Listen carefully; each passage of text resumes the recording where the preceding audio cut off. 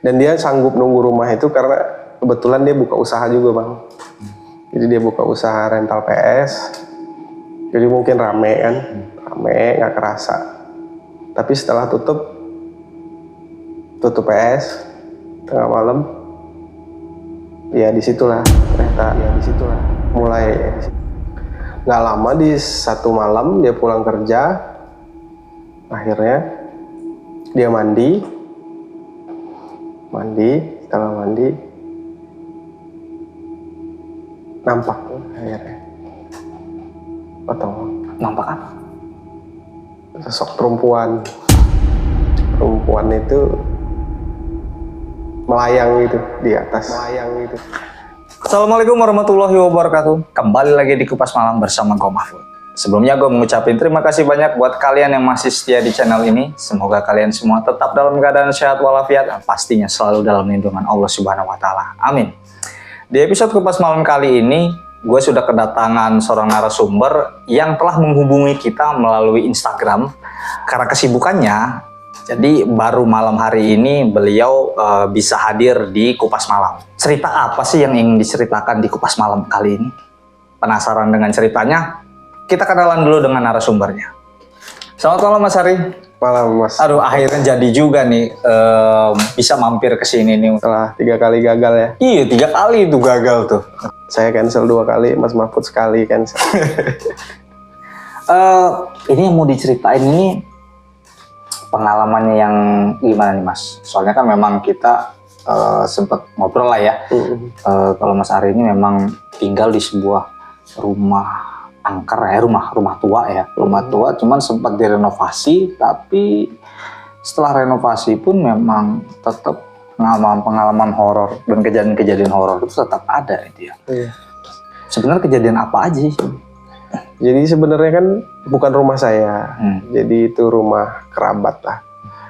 Karena waktu itu lagi skripsi, jadi coba saya cari pengalaman baru lah. Maksudnya tempat yang bikin saya nyaman buat ngerjain skripsi.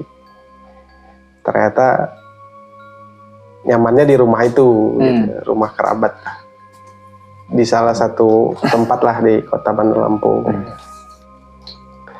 Jadi ceritanya rumah itu tadinya rumah tua, jadi sama kerabat saya itu dibeli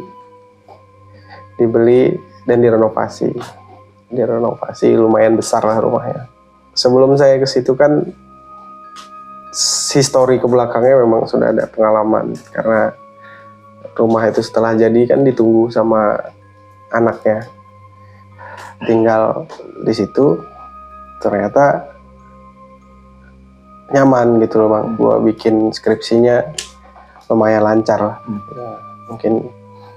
Nah dari saat itu ya gue mutusin kayaknya selama skripsi gue di sini deh gitu. Ya udah kan kalau bikin skripsi itu biasanya pengen tenang emang. Jadi aktivitas gue bikin skripsi itu ya malam karena memang hening kan. Kalau siang ya kita cari kegiatan lain lah yang bisa nge-refresh pikiran. Seiring berjalannya waktu ya namanya bikin skripsi kan bang, malam sering ada bunyi gelas gitu, teng kayak ada gitu. Mau nyapa terus nggak lama karena sering diganggu lah ya, bahasa kita diganggu. Gue cerita nih sama kerabat yang punya rumah. Jadi kok gue sering ya di ini, terus yang punya rumah nyeritain lah ibaratnya pengalaman sebelum dia tinggal di sini kan kakaknya yang pertama, terus kakaknya yang pertama nggak kuat, ganti kakaknya yang kedua nggak kuat, baru dia yang, dan dia sanggup nunggu rumah itu karena kebetulan dia buka usaha juga bang. Jadi dia buka usaha rental PS, jadi mungkin rame nggak kerasa. Tapi setelah tutup PS tengah malam, ya disitulah ternyata mulai ada kayak suara anak kecil lari di tangga. Tadi tangganya muter gitu, tek sambil ketawa gitu. Nah dia cerita sama gue dulu, kakak yang tua memang tinggal sendiri, rumahnya lumayan besar, tinggal sendiri, pulang kerja itu malam bang, sering malam, pulang kerja malam, sering mandinya malam bang. Jadi memang gangguannya itu sering, cuman nggak dihiraukan sama dia. Jadi sebetulnya gangguannya itu sering, cuman nggak dihiraukan karena memang udah terbiasa kali mungkin ya. Oke, tahan dulu mas ceritanya, gue mau ngingetin sahabat Kupas Malam dulu.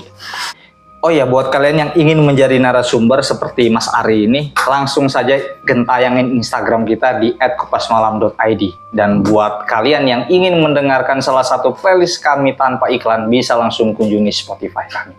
Oke, tidak usah berlama-lama lagi, langsung saja siapkan kopi Anda, atur posisi senyaman mungkin, dan kita mulai curhat misteri.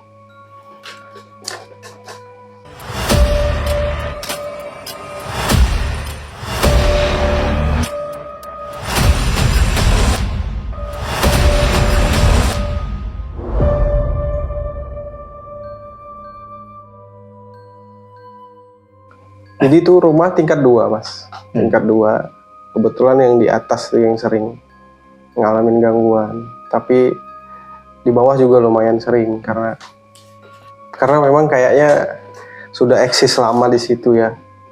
Kerabat saya ini cerita akhirnya kan, kakaknya yang pertama sering itu nggak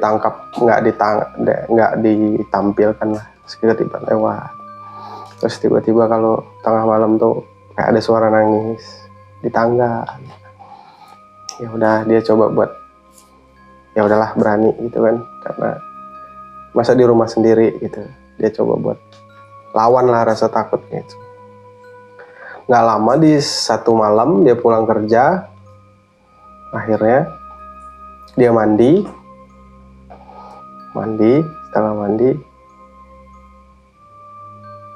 nampak akhirnya. Atau Nampak apa? sosok perempuan itu melayang gitu di atas sambil senyum sama dia. Akhirnya pas sudah ditampakkan, kaget kan, shock. Kakak yang pertama ini memutuskan buat pakai anduk, lari ke bawah, lari ke rumah orang tuanya. Ada sekitar 1 kilometer dia lari, cuman pakai anduk gitu. Saking kagetnya. Jadi kan padahal saya cuma senyum aja, terus dia lari tuh pakai anduk aja. Saking takutnya dia, ya warga di situ tahulah cerita itu karena sambil teriak kan segala macam. Jadi kalau dari cerita yang mengalami sendiri ini, kayak turun dari bawah gitu dia nampakin, terus senyum ke atas, di atas kamar mandi itu. Dia kaget akhirnya. Nah, yang melekat sama saya itu dia lari-lari pakai anduk itu mas. Ada sekitar 1 kilometer rumah orang tuanya, lari ke situ. Nah, akhirnya memutuskan buat nggak tinggal di situ kakaknya. Nah, setelah kosong hampir sebulan, kakak yang nomor 2 ini mutusin buat ke situ, kayak gantian gitu loh mas dia. Ya udahlah gua aja gitu. Tapi sebelum kakaknya ini istilahnya nunggu, dipanggil lah ustadz, kayak ustadz itu. Jadi yang nunggu ini kalau saya lihat sih dimasukin ke media lain, orang juga gitu. Ya sambil saya nggak tahu ya itu apa. Jadi dia ini masuk ke ibu-ibu gitu. Ibu dia ngomong katanya meninggal karena bunuh diri. Si Mbak Kunti ini meninggal karena bunuh diri karena dia nggak sanggup ditinggal sama pacarnya. Akhirnya mutusin buat bunuh diri. Itu sekitar tahun 80-an lah mas, kalau kata ustadz itu. Nah pingin dipindahin ke tempat lain, dianya ngamuk, meronta-ronta di tubuh ibu itu. jadi ngebanting-banting badannya lah, banting-banting badannya, akhirnya ini sama Ustadz itu katanya sih dipindahin ke tempat yang enak menurut Ustadz itu, yang tempat yang cocok buat dia gitu. Akhirnya kakak yang nomor 2 beranilah karena sudah dijamin kali ya sama sudah dinetralisir ya, lah ya gitu. ya. Berani. Jadi akhirnya kakak yang nomor 2 yang nunggu. Kakak ini pekerja juga kan, jadi begitu rumah itu siang kosong, jadi ditunggu kalau malam aja. Berapa minggu kayaknya aman gitu kan, dia cerita ke keluarganya sih nggak ada gitu kan, aman kok katanya gitu. Lama kelamaan muncul lagi mas, jadi ya kayak gangguan di awal, kayak ada bunyi orang lari di tangga gitu. Terus kalau temennya ada yang nginep gitu, kayak ngerasa ditarik-tarik kaki. Iya, sampai ada temennya itu nginep satu kantor, driver gitu. Katanya sempet jam 3 malam itu teriak-teriak. Pas dilihat dia lagi kayak orang tenggelam gitu mas, di kasur. Minta tolong, katanya kakinya ditarik-tarik. Nah, setelah beberapa itu dia ngomong lagi nih ke orang tuanya, wah ini kayaknya udah ganggu banget nih katanya. Kakak yang nomor 2 ini mutusin buat kalau nampak orang duduk segala macam itu ya udah biasa kan. Kadang pernah dengar bunyi kuda, bunyi kuda jalan tok tok tok tok tok depan rumah gitu. Kuda, tapak kuda gitu. Tok tok tok tok tok tok tok tok tok tok tok. Pas dibuka nggak ada gitu. Jadi gangguan itu makin lama makin masif lah. Akhirnya kakaknya yang nomor 2 nggak sanggup juga. Nggak sanggup. Nah adiknya yang nomor 3 ini kan seumuran sama saya. Gantian, adiknya yang nunggu situ. Terus adiknya yang nunggu, terus sempet sharing lah sama saya kan, mau bikin usaha rental PS gitu di rumah. Kebetulan ada garasi kan, garasinya kosong. Ya itu di set lah kayak rental PS ada 6 unit. Jadi di setting dia senyaman mungkin. Kayak biasa lah rental PS, keadaannya gimana kan suasananya. Ada kantin juga gitu kan, mesen ini yang jaga satu, saya lumayan deket lah sama yang jaga gitu.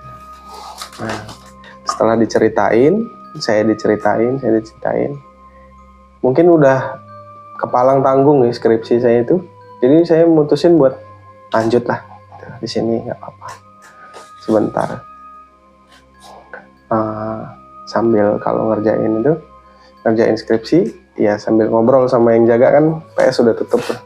Saya ngerjain skripsi, biasanya yang jaga ini nemenin ngobrol sambil kopi, sambil cerita-cerita.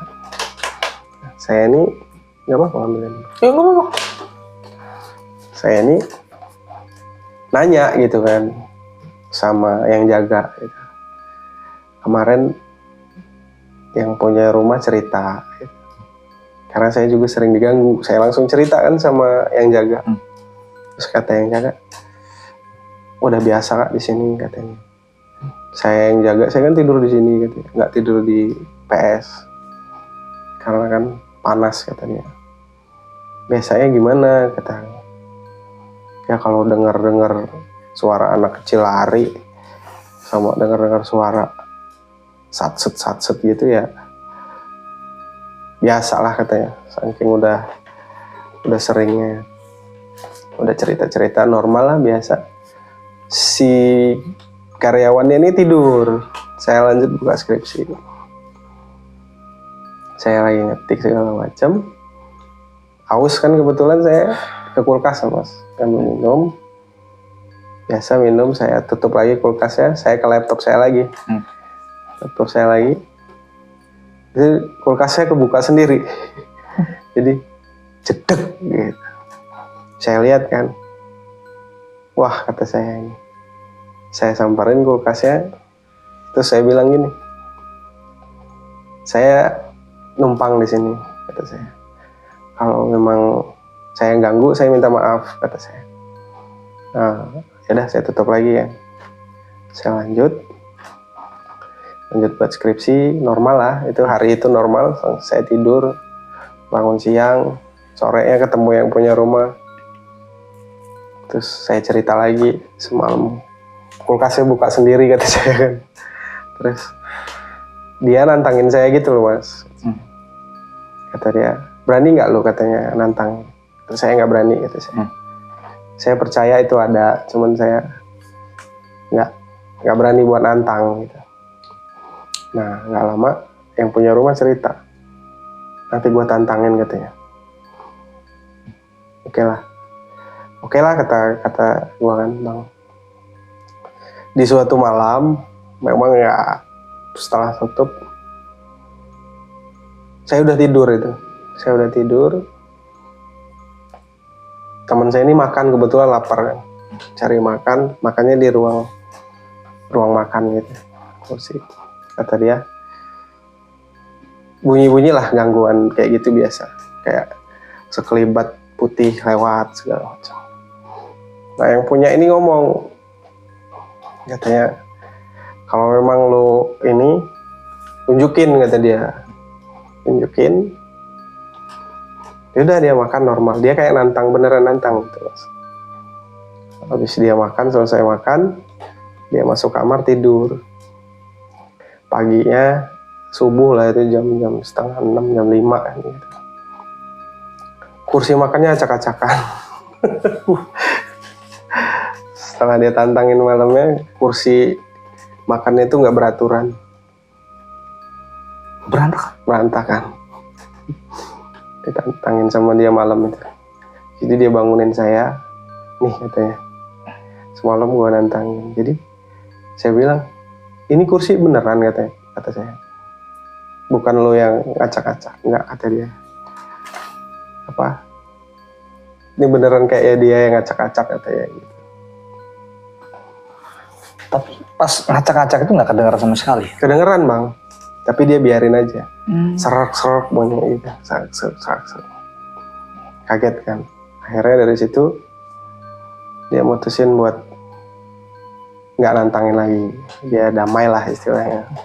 Sama-sama tahu. Dia ngomong, saya di sini, saya tahu ada kamu tahu saya di sini. Jangan saling ganggu. Akhirnya dia nyerah. Gitu. Berdamai nih, artinya udah gak ada gangguan lagi dong? Ternyata enggak, Bang, dari situ. Jadi kerabat saya ini, mungkin dia nggak secara langsung ya, nggak semasif kemarin, tapi dia kan sering dinas keluar kota gitu, kerja di luar kota.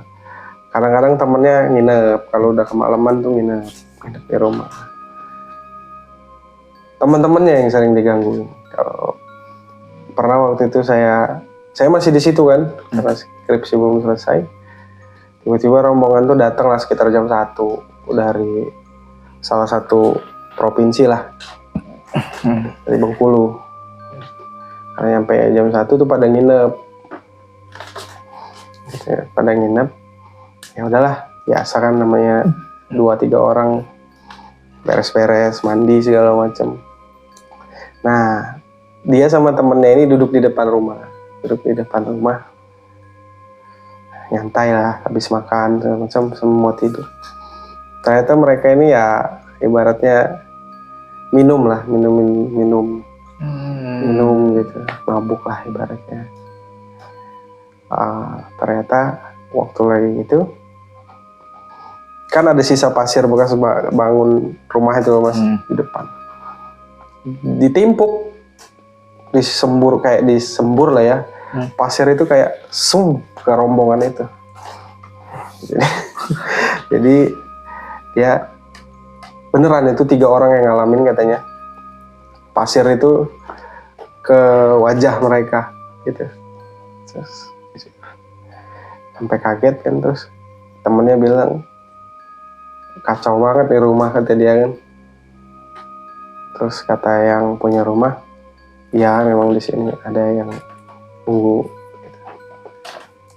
Nggak lama ada batu kerikil gitu bang, tang ke mobil dinasnya mereka. Segitunya loh nampakin sama istilahnya dia nunjukin eksistensinya di situ. Termasuk parah juga ya sampai ganggu segitunya, soalnya sudah fisik lah itu ya. Iya. Kalau sudah lempar benda-benda gitu kan, Iya, pasir, betul. kerikil gitu kan.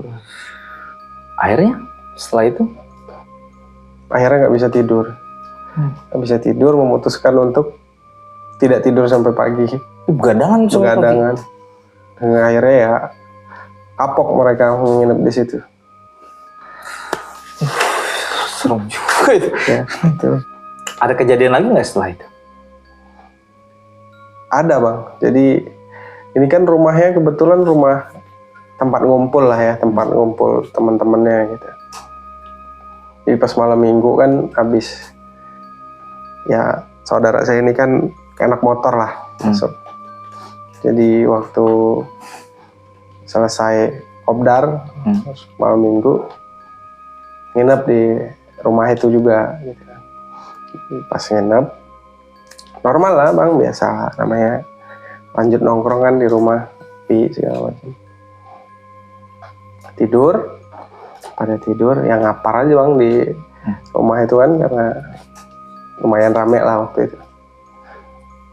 Nggak, sekitar jam 2, jam 3 ada satu temennya kebangun. Kebangun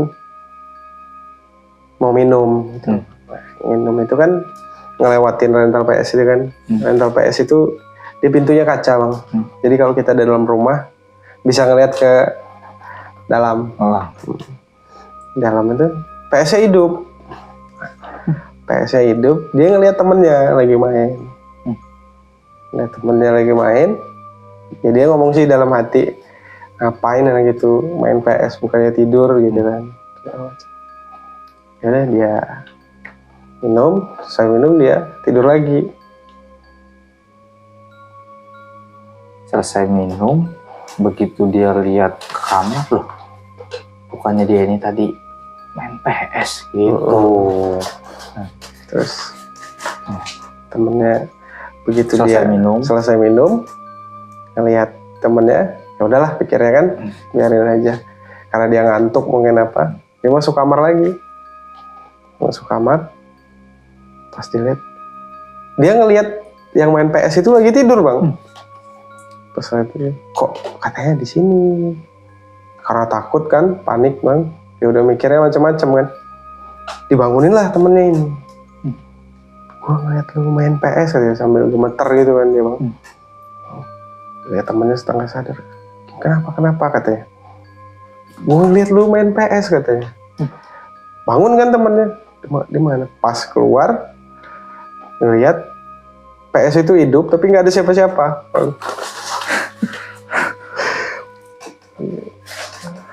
Kaget kan, akhirnya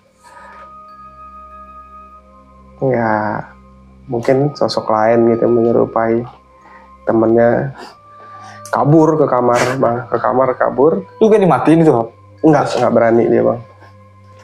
Masuk kamar, udah tidur di situ.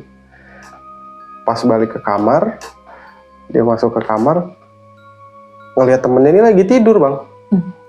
Temennya lagi tidur, kaget kan dia posisi. Itu dari ngantuk langsung sadar. Itu yang main PS siapa katanya. Kok temen gue malah tidur katanya. Dibangunin sama dia bang. Bangun. Kenapa katanya. Lu bukannya main PS tadi kata dia. Enggak kata dia. Jadi yang main PS itu siapa kata dia kan. Temennya bangun ngajak kan. Ngajak keluar.